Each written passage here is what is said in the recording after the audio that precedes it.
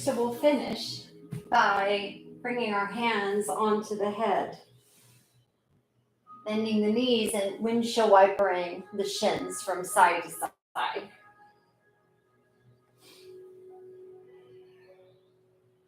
And as we move the shins, know that this action is occurring from the movement in your hips and the low spine.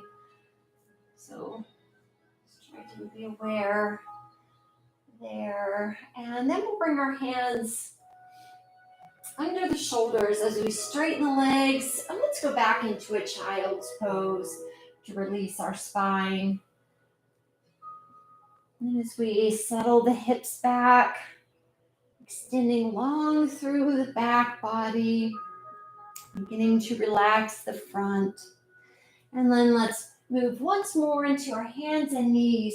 And let's finish today with a pigeon on each side. So we'll bring the left knee forward to the outside of the hand, extend the right leg back, and that nice deep opening for the hips.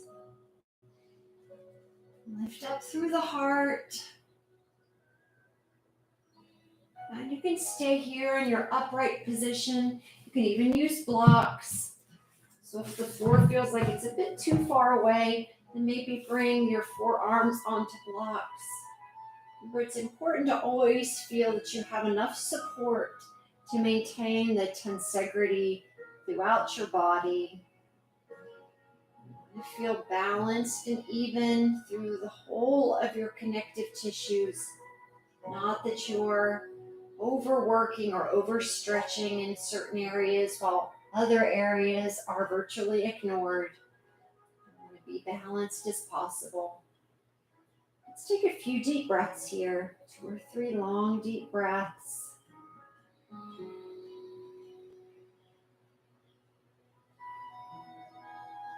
Relaxing your jaw with your breath out and feeling your hip release with the breath out as well.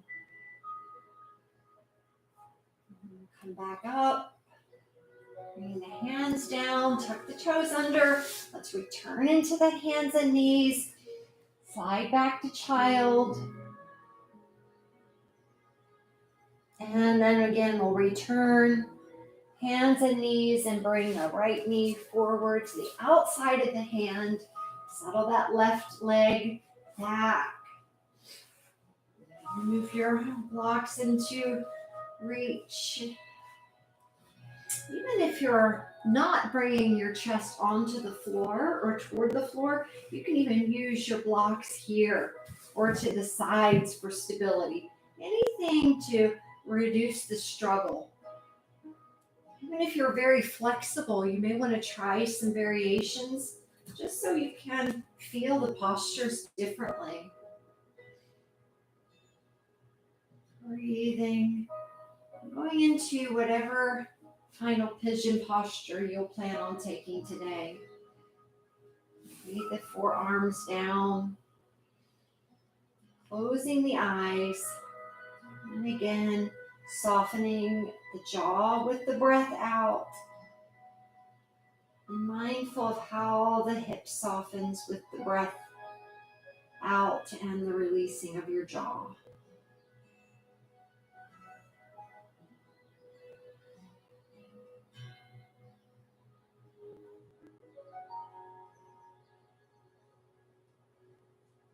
We'll come back up. So lift up, extending back, hands and knees. One more child's pose just to balance everything out here. Bringing your hips back.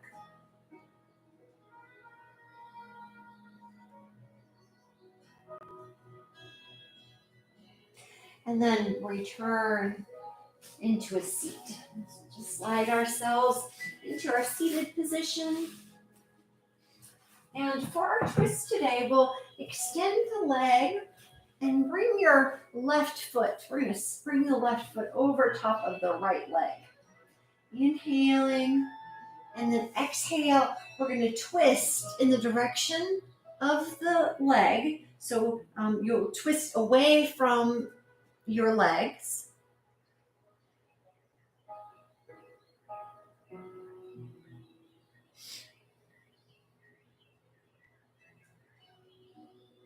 and then release. Now, if that worked very well in your body, there is one variation. We can bend the right leg, so the bottom leg, bend it as well. So we're seated with both knees bent. Inhale, and then exhale, we can twist again.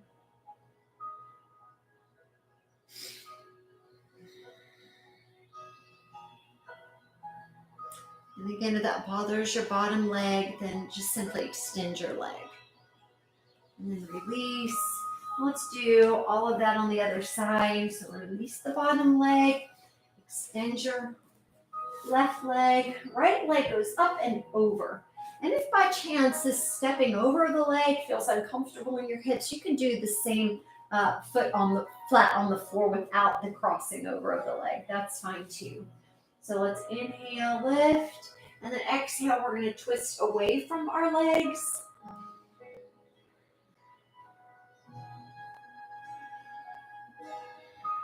And then release.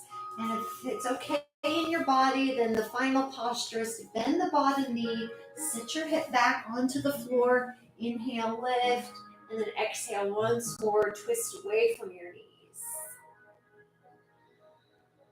Using the arms to help accelerate the twist. And then release. Let's extend. To release the bottom leg, you'll slide back on the back side of your sit bone so you've got room to extend. We'll bring both legs out. Go ahead and bring your block and place it at the bottom of your shins. So flex the feet. Maybe it's more at the ankles. Yeah, probably more at the ankles so you've got room for your block. And you're going to just hug your legs inward around the block, but we're going to internally rotate the thighs. So lift your sitting bones, internally rotate your left thigh, and then widen the sit bone as you do that. Internally lift, rotate the right thigh, and widen the sitting bone. So the thigh bones are going wide. You're drawing in from the stability of the legs, pulling inward, and then exhale, fold forward. And try not to overreach. It's the tendency to reach for the feet every time, but let's more reach just for our shins and use the head to reach toward the feet. The reason for that is if we overarch and reach for our feet, then we kind of lock ourselves out of the posture. So it's important that we get the order of operation correct. We want to move forward first from the hips, then extend the spine, and then the arms can go. And if you can touch your feet then, it's fine, but you don't want to be leading with the arms. Breathe.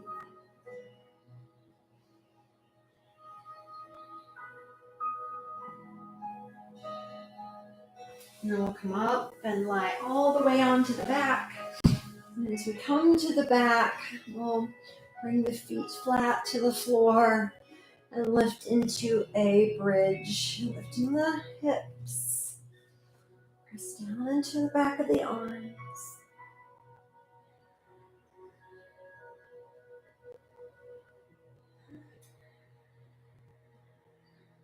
Keep with your breath.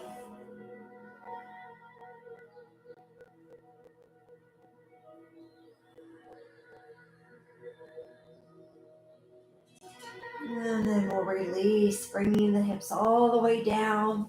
And if you're close to the wall, go ahead and slide around and place your legs up the wall.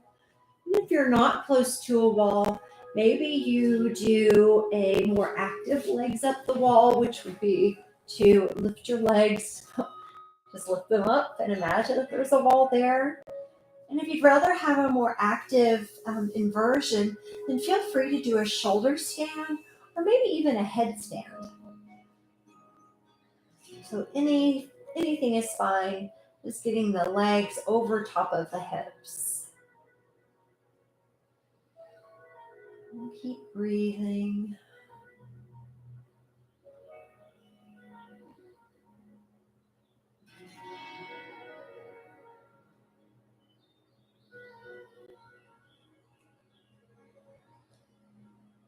And if you're in legs up the wall, against the wall, maybe you just stay there for Shavasana.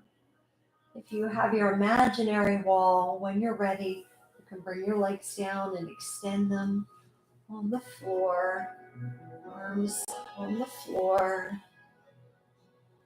closing your eyes.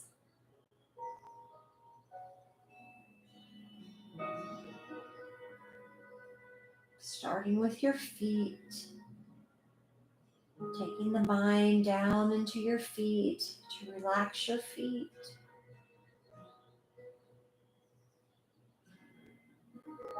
Mind into your knees to relax your knees.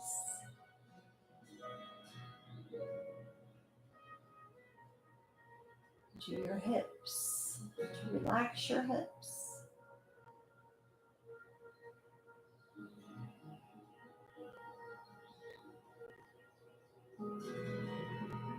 Mind to your shoulders, relaxing the shoulders, the arms, each one of your 10 fingers.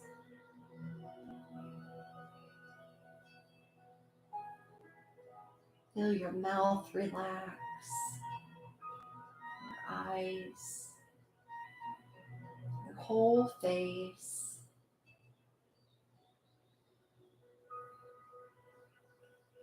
And your whole body is one. Let your mind diffuse through your entire body, completely aware of all of your separate parts, which are really one united whole.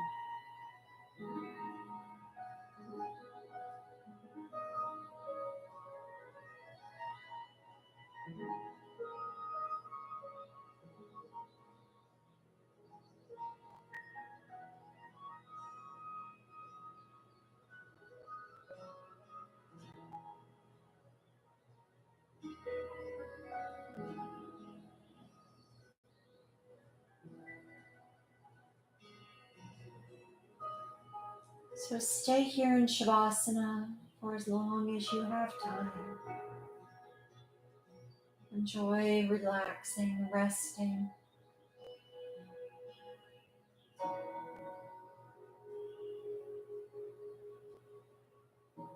Remaining present and in the moment. Thanks for taking class today. Namaste.